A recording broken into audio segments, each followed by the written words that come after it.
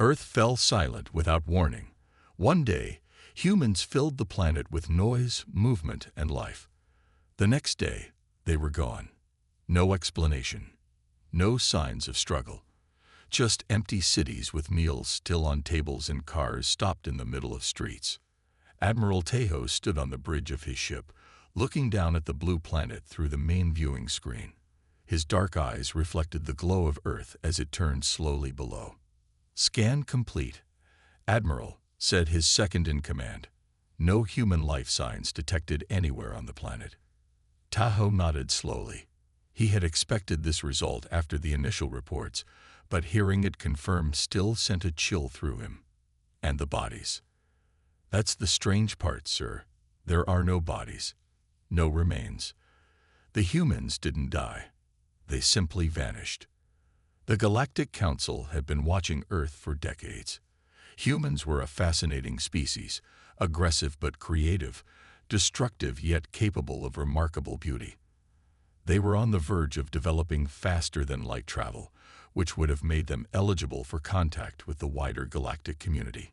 But now they were gone. All 4 billion of them. Tahoe ordered his ships to land. Teams in protective suits walked through empty shopping centers, abandoned homes, and silent schools. They found pets that had died without their owners to feed them. They found plants growing wild in gardens. They found everything except humans. "Check the moon base," Tahoe ordered. The report came back quickly. "Moon base empty. All 53 human colonists missing." "Mars outpost?" "The same. No humans." Tahoe called an emergency meeting of the Galactic Council. Representatives from 12 advanced civilizations gathered virtually to discuss the human situation. "We've analyzed their communication systems," Tahoe explained. There was no warning, no unusual activity. At exactly 3:27 Greenwich Mean Time, all human electronic communications simply stopped. Security cameras show humans disappearing in an instant, leaving behind only their clothing and personal items. The Zeldari representative, a tall being with silvery skin, spoke next. Could this be their own doing? Perhaps an experiment gone wrong. "Unlikely," said Tahoe. Their technology wasn't advanced enough for mass teleportation or dimensional shifting. The council debated for days. They sent research teams to study human technology, culture, and history for clues. Nothing explained the sudden vanishing. After 3 months of investigation, the Galactic Council made a decision. Earth would become a protected historical site. The human colonies on Mars, Venus, and several large asteroids would be divided among council members for study and resource collection. Tahoe was assigned to oversee the Earth Preserve. He established a small base in what had once been a city called Geneva. From there, his team catalogued human achievements, preserved their art and literature, and tried to understand what had happened to them. Years passed. Tahoe grew old in his role as Earth's caretaker. Sometimes he walked alone through the empty cities, now being reclaimed by nature. Trees grew through cracked pavement. Animals roamed freely through buildings. The planet was healing itself from the impact of human activity. On one such walk, Tahoe found himself in a place humans had called a playground. Rusty swings moved slightly in the wind. He sat on a bench and looked up at the stars. "Where did you go?" he whispered to the absent humans. No answer came. No answer ever came. As decades turned to centuries, the mystery of humanity's disappearance became less important to the galactic community. New crises emerged. New species were discovered. Earth became a curious footnote in galactic history, the planet where an intelligent species had developed, and then vanished without explanation. Human colonies were stripped of useful technology and resources. Their outposts were repurposed or demolished. Their ships were studied, then scrapped for parts. At the 500th anniversary of humanity's disappearance, only a small ceremony was held. Few attended. Admiral Tahoe had died centuries earlier. His replacements cared less and less about the missing humans. The universe moved on. 1,000 years after the vanishing, Earth had become a popular tourist destination. Visitors from across the galaxy came to see the ruins of human civilization, now mostly reclaimed by nature. They walked through forests that had once been cities, taking pictures of crumbling landmarks. Tour guides told stories about the mysterious humans, how they had created beautiful art and music, how they had fought countless wars among themselves, how they had been on the brink of joining the galactic community when they disappeared. Some say they destroyed themselves. One guide told a group of tourists as they stood before the moss-covered remains of a structure once called the Eiffel Tower. Others believe they were taken by some higher power. We'll probably never know. The tourists nodded and took pictures. For them, humans were just an interesting story, a species that had flared brightly for a brief moment in cosmic history, then vanished without a trace. In the great archives of the Galactic Council, humanity was classified as extinct, cause unknown. Their achievements were catalogued, their genetic information preserved in case they were ever found again. Their languages were studied by a few dedicated scholars. Their stories were collected in databases that few ever accessed. The universe continued its endless cycle of creation and destruction. New stars were born, old ones died. Species rose and fell. The mystery of humanity's disappearance became just one of countless unsolved puzzles in the vast tapestry of cosmic history. And yet, in the silence of Earth's empty cities, something waited. Something remembered. The story of humanity wasn't over. It had merely paused. The vanishing wasn't an ending. It was a beginning. General Juan yawned as he reviewed the daily border reports. 1,500 years after the humans vanished, their abandoned territories were still officially monitored, though it had become a meaningless routine. Nothing ever happened there. He sipped his morning tea and flicked through the data on his screen. His office overlooked the bustling capital city of the hegemony, the most powerful alliance in this part of the galaxy. The morning sun reflected off the crystal towers and air traffic moved in orderly patterns between them. Suddenly, he stopped scrolling.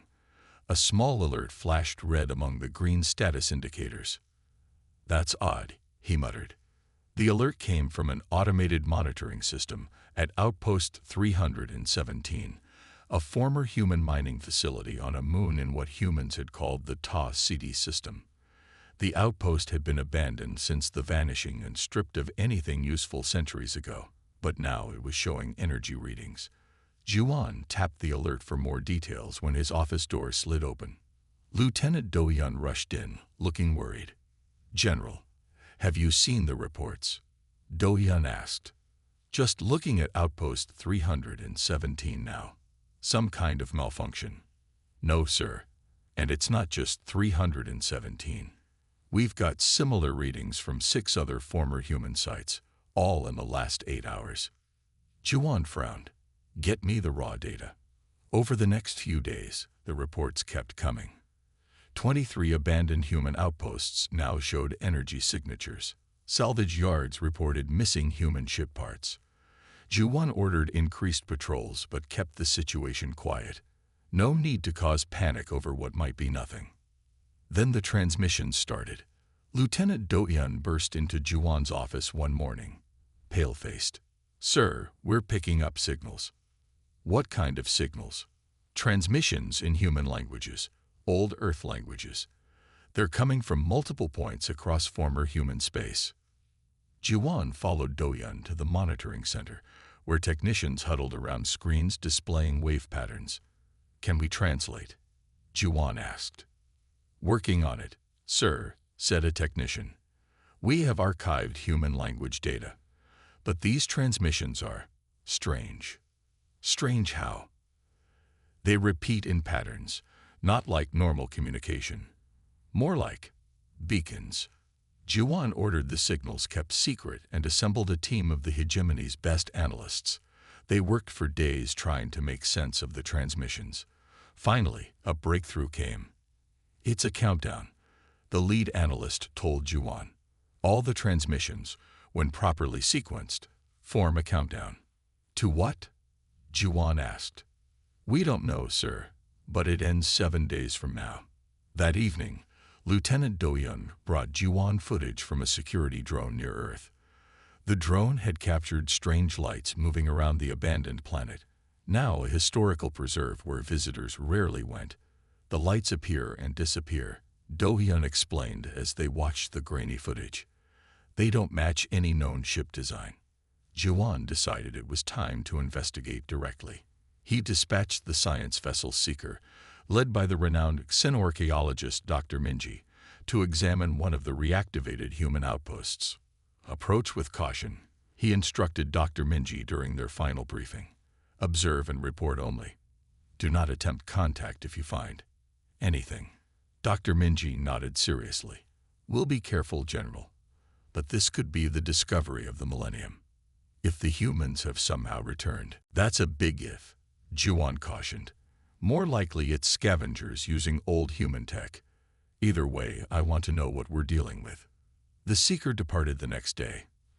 24 hours later, it sent its first report from the edge of the abandoned human outpost on Proxima Centauri. Energy signatures confirmed. Dr. Minji's voice came through slightly distorted by distance. We're detecting movement inside the facility. Deploying drones for closer observation. 6 hours later, another update. General, the facility appears to be repairing itself. Automated systems are active. We've recorded sounds inside, metallic noises, possibly machinery. No visual confirmation of any beings yet. The next scheduled update never came.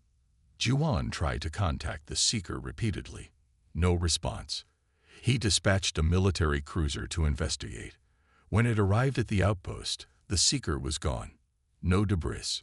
No distress beacon. Nothing to suggest what had happened.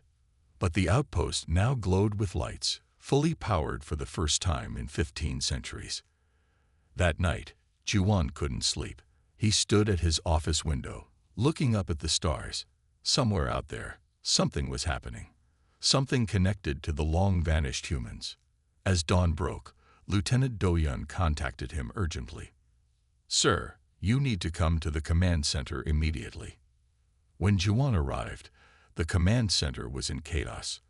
Officers moved quickly between stations. Screens displayed star maps with dozens of flashing points. What am I looking at? Jiwon asked. New energy signatures, sir, Do-Yun explained. Not just at outposts now. We're detecting them in deep space. Hundreds of them, appearing simultaneously. Ships. We think so, but not matching any known design. As they watched, one of the signals changed course, moving at incredible speed toward a hegemony monitoring station. Within minutes, the station went dark. Get me visual from nearby ships, Jiwon ordered. When the images came through, silence fell over the command center. On the screen was a ship unlike any they had seen before. Its design was vaguely similar to old human vessels, but sleeker, more advanced. It moved with impossible grace, surrounded by a faint blue glow. As they watched, the ship turned directly toward the hegemony vessel recording it. A transmission came through on all frequencies. At first, there was only static. Then, words in an old human language. The translator worked quickly, converting the message to modern speech. A calm voice filled the command center. This is Commander Lee of Earth Fleet Reclamation Division. After 15 centuries, we have returned to reclaim what is ours. Your cooperation is appreciated but not required. Jiwon stared at the screen as the human ship vanished in a flash of blue light. Sound the alert, he said quietly. The humans have returned. The emergency meeting of the Galactic Council is called to order in a state of barely controlled panic. Representatives from 12 major powers sat around the circular table, their faces showing various degrees of fear, confusion, and disbelief. General Jiwon stood at the center, presenting the evidence of humanity's return. The holographic display showed hundreds of human ships appearing simultaneously across known space. They emerged from nowhere, Jiwon explained. No warp signatures, no jump points. One moment empty space, the next moment, ships, advanced ships. Ambassador Krell of the Vordax Federation leaned forward. How many? 743 vessels that we've confirmed, possibly more. The room erupted in worried murmurs. The Vordax had built their empire on former human territories. So had many others. Have they attacked? Asked Defense Minister Lorne. Not exactly, Juan said carefully. They disabled 3 of our monitoring stations, but caused no casualties. They simply removed our presence from what they claim are their territories. The council chamber's main screen activated, showing a recorded transmission. A human stood on what appeared to be the command deck of a ship. He wore a simple gray uniform with no visible rank or insignia. I am Commander Hyunwoo of the United Earth Fleet, the human said calmly. After 15 centuries of absence, humanity has returned to reclaim our rightful territories. We seek peaceful transition of authority over our former colonies and outposts. Resistance is unnecessary and inadvisable. The message ended, leaving the council in stunned silence. They speak as if 1,500 years means nothing, said Ambassador Krell finally. To them, perhaps it doesn't, replied Ambassador Gina, rising from her seat. She was younger than most council members, known for her unconventional approaches. I propose opening direct diplomatic channels. If they wanted war, they could have started one already. After heated debate, the council agreed. Ambassador Gina would lead a diplomatic mission to make contact with the returned humans. 3 days later, Gina's diplomatic vessel approached the designated meeting point, a space station in neutral territory. As they drew near, a human ship appeared. It was sleek and silver, with no visible engines or weapons, yet somehow projecting an aura of immense power. Ambassador, they're hailing us, said the communications officer. Put them through, Gina said, straightening her formal robes. Commander Hyunwoo's face appeared on screen. He looked remarkably ordinary. A human male with short black hair and calm eyes. Nothing about him suggested he was part of a species that had mysteriously vanished for 15 centuries. Ambassador Gina, he said with a slight nod. Thank you for accepting our invitation. The Galactic Council wishes to understand your intentions, Gina replied. Your sudden return has caused considerable concern. Understandable. Perhaps we can explain in person. The meeting took place aboard the space station. Gina and her small team were escorted to a conference room where Commander Hyunwoo waited with 3 other humans, 2 women and 1 man. Allow me to introduce Chief Scientist Minna, Security Director Juno, and Diplomatic Liaison Sora, Hyunwoo said. They sat across from each other at a polished table. Gina noticed the humans moved with unusual grace, as if gravity affected them differently. We understand you have questions, Hyunwoo began. First, let me assure you we don't seek conflict. We simply want what was once ours. Those territories have been developed and inhabited by others for centuries, Gina pointed out. The Vordax alone have 7 major colonies on former human worlds. We're aware, said Sora, the diplomatic liaison. We're prepared to discuss transitional arrangements. Before we proceed, Gina said carefully, my government needs to understand where you've been. How an entire species disappears, then returns 15 centuries later with technology beyond anything we've seen. The humans exchanged glances. Then Chief Scientist Minna spoke. In simple terms, Ambassador, we found a door. And when we went through it, the door closed behind us. She activated a holographic display showing what appeared to be a tear in space. In the year 2157, by our calendar, our scientists discovered what we now call a dimensional rift. It appeared suddenly near Jupiter. We sent probes, then ships to investigate. What we found was another space, a parallel dimension where physical laws were different. The entire species went through this door, Gina asked skeptically. Not intentionally, said Commander Hyunwoo. The rift was unstable. It expanded rapidly, enveloping Earth and our colonies within hours. Every human across our entire territory was pulled through. We couldn't stop it. On the other side, Minna continued, we found ourselves in a place where time moved differently. What has been 15 centuries for you has been only about 40 years for us. Jinnah tried to process this information. And you've spent these 40 years surviving, adapting, learning to live in a space with different physical properties, said Hyunwoo. Our bodies changed. Our technology evolved to work with new principles, and we searched for a way home. How did you return? We learned to create our own rifts, said Mina with obvious pride. Controlled ones, we can now move between dimensions at will. Jinnah felt a chill. The implications were enormous. A species that could move between dimensions, that had evolved in an environment with different physical laws. What exactly do you want? She asked directly. Earth, our colonies, our space, said Hyunwoo simply. We understand others have built lives there. We're willing to give them time to relocate, or they may apply for citizenship in human territory if they wish to stay. The Council won't simply hand over settled worlds, Jinnah warned. Security Director Juno, who had been silent until now, leaned forward. With respect, Ambassador, we aren't asking permission. We're offering a peaceful transition instead of simply taking what's ours. Is that a threat? An observation, said Hyunwoo calmly. Your ships cannot detect us until we wish to be seen. Your weapons cannot target our vessels. Your shields cannot stop our technology. We could have reclaimed our territories without any discussion. Then why talk at all? Jinnah asked. Sora smiled. Because we're still human. We still value cooperation, understanding, and peace. We'd rather find a solution that works for everyone. As the meeting continued, Jinnah realized humanity's return wasn't just an inconvenience or a political challenge. It was the beginning of a fundamental shift in the galaxy's balance of power. When she returned to the Council, her report was simple and sobering. The humans have changed. What they experienced in that other dimension has transformed them. They aren't the same species that vanished 15 centuries ago. There's something more. And they are going to reshape our galaxy whether we cooperate or not.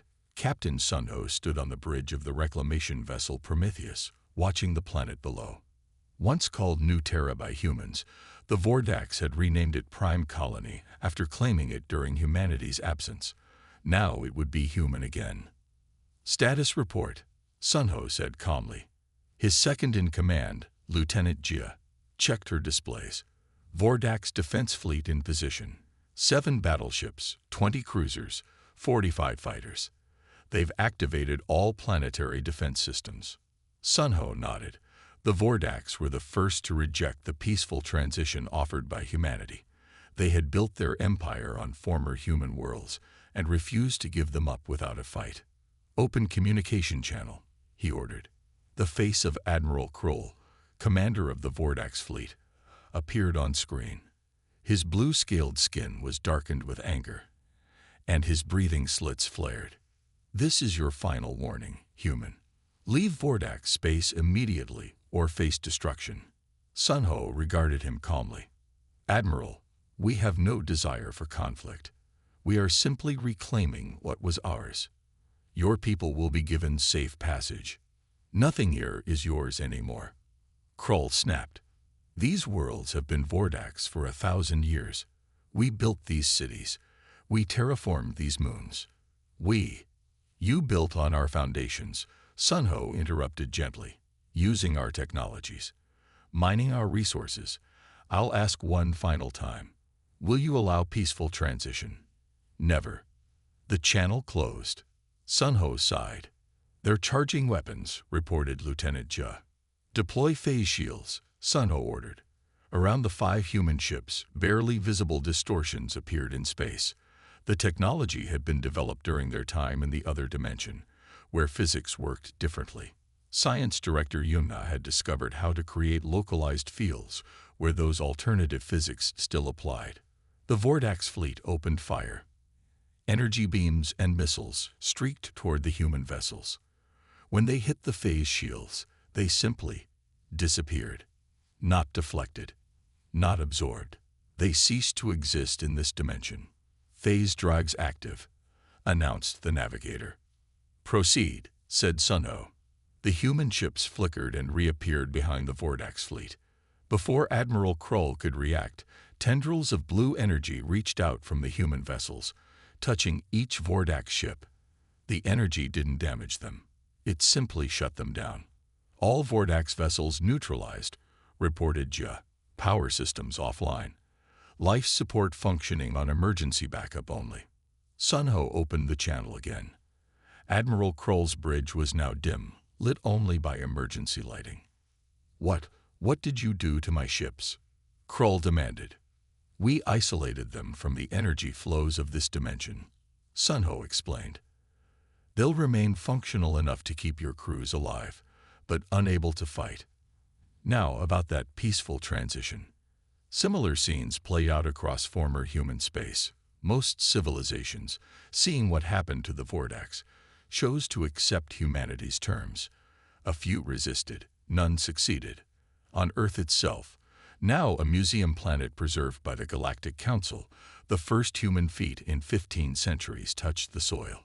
Science Director Yuma knelt and picked up a handful of dirt, letting it run through her fingers. Home, she whispered. It feels strange. Beside her, Commander Hyunwoo surveyed the overgrown ruins of what had once been Seoul. It will take time to rebuild. Do we even need to? Yunha asked. We've changed so much. Our bodies are different now. Our needs, our capabilities. It was true. During their time in the other dimension, humans had adapted.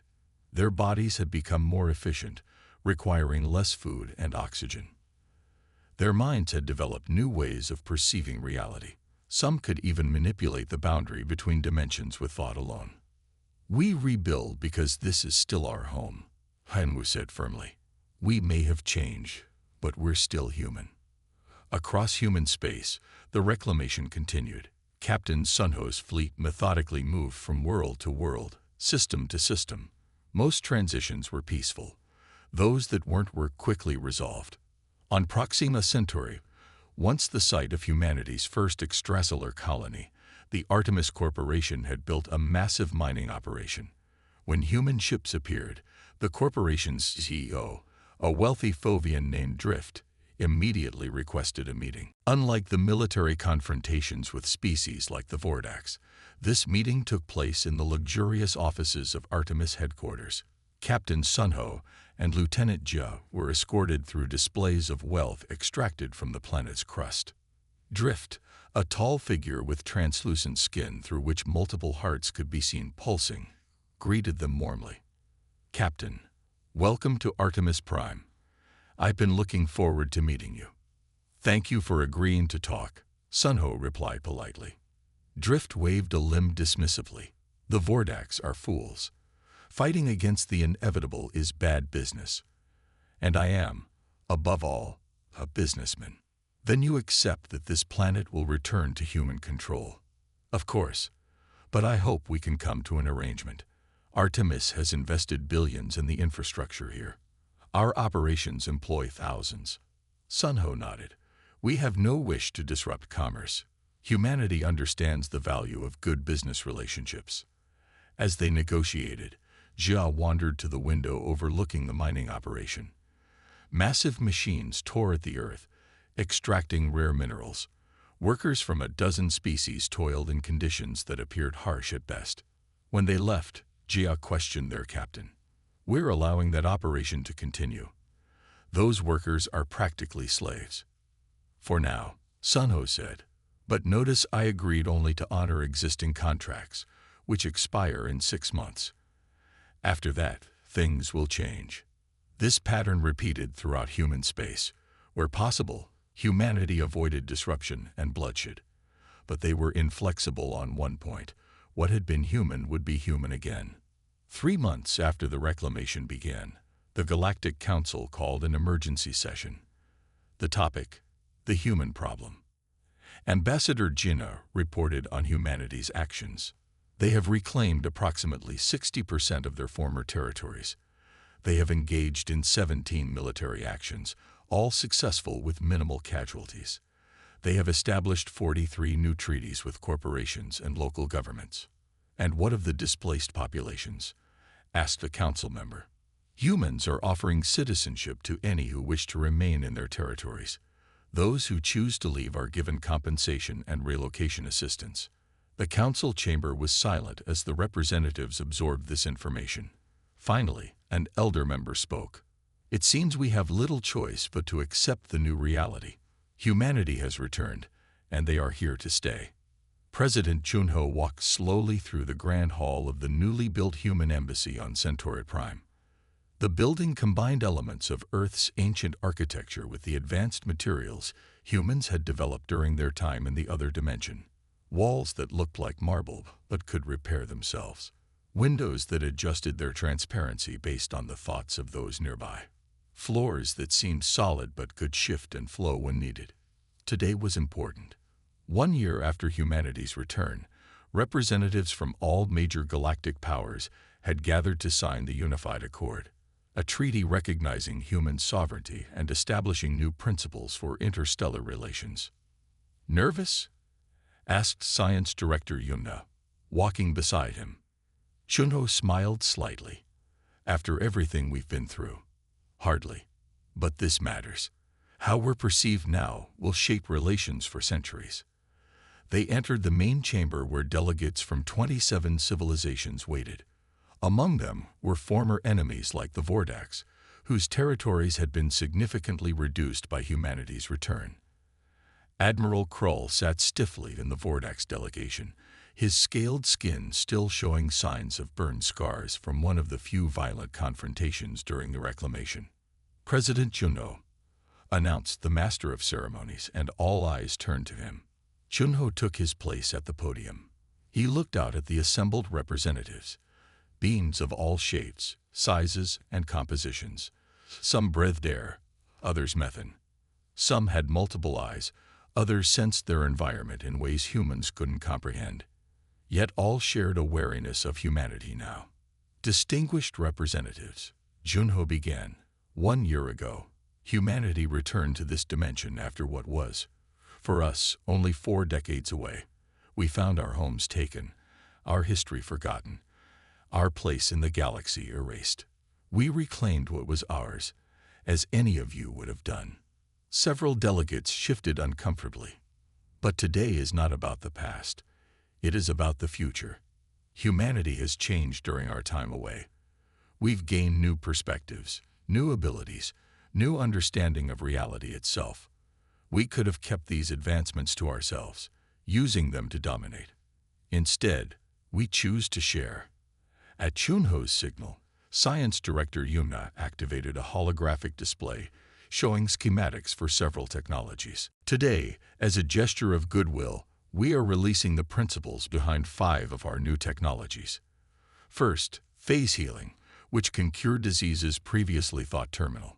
Second, dimensional stabilizers, which will make faster-than-light travel 10 times more efficient. Third, as Junho continued, murmurs spread through the chamber. These technologies alone would transform life throughout the galaxy. Medicine, transportation, energy production, all would be revolutionized. After the presentation, Admiral Krull of the Vordax approached Junho privately. An impressive display, human. Krull said, his voice a low rumble. But why share such advantages? You could have kept your superiority. Junho regarded the Admiral calmly. Because isolation leads to stagnation, because diversity drives innovation, and because we remember what it was like to be alone in a hostile universe. Across the galaxy, humanity's return continued to reshape civilization. On the university world of Academos, Professor Yuna's lecture hall was filled beyond capacity. Students from dozens of species crowded in to hear her speak about human history and the dimensional shift. The fundamental question, Yuna said to her rapt audience, is not where humans went, but what they became while they were there. She activated a display showing the human DNA strand, then its modified version after 40 years in the other dimension. Exposure to different physical laws accelerated our evolution. Our bodies adapted to process energy more efficiently. Our brains developed new neural pathways to perceive dimensional boundaries.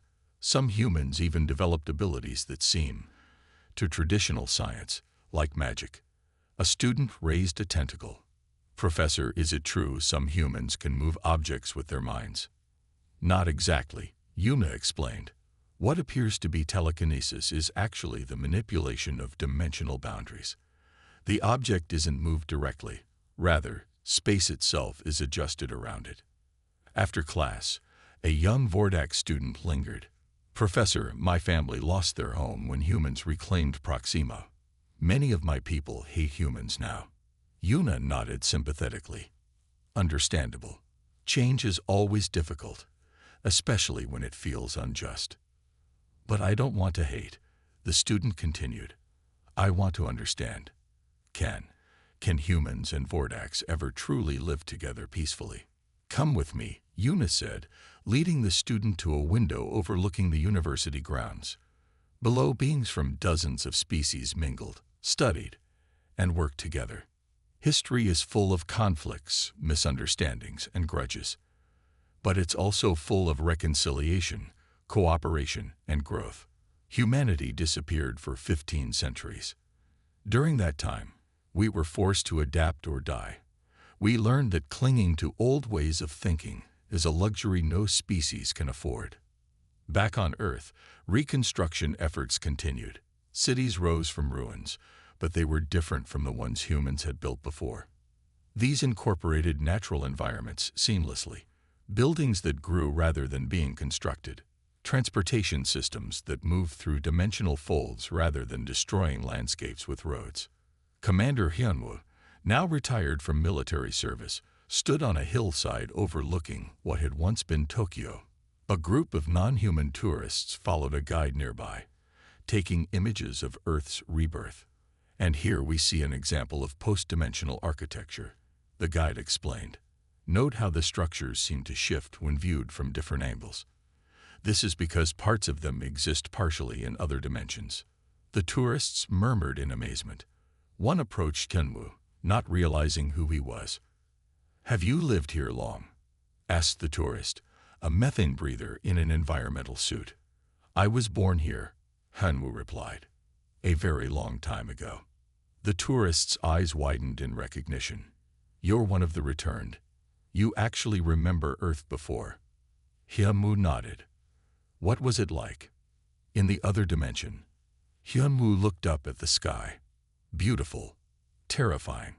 Imagine a place where thought affects reality directly, where what you believe shapes what you see, where time flows like water, sometimes fast, sometimes slow. Do you miss it? Sometimes, Hyunwoo admitted, but this is home. As night fell across the galaxy, humanity's return remained the great story of the age. In bars and homes and schools, people debated what it meant. Some feared the humans and their strange new abilities. Others welcomed the advancements they brought.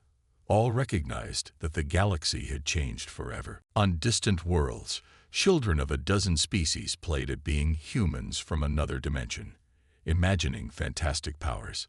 Scientists worked tirelessly to understand the principles behind the shared technologies. Politicians adjusted to a new balance of power where humanity was now a central force. And in a quiet laboratory on Earth, science director Yuma studied a familiar anomaly forming in space near Jupiter, a small tear between dimensions, just like the one that had swallowed humanity 15 centuries ago. Beginning again, she whispered, watching the readings with a mixture of dread and excitement. The cycle continues. The dimensional rift pulsed, growing slightly, then stabilizing. Whatever lay on the other side watched and waited, just as humanity once had. The end was also a beginning.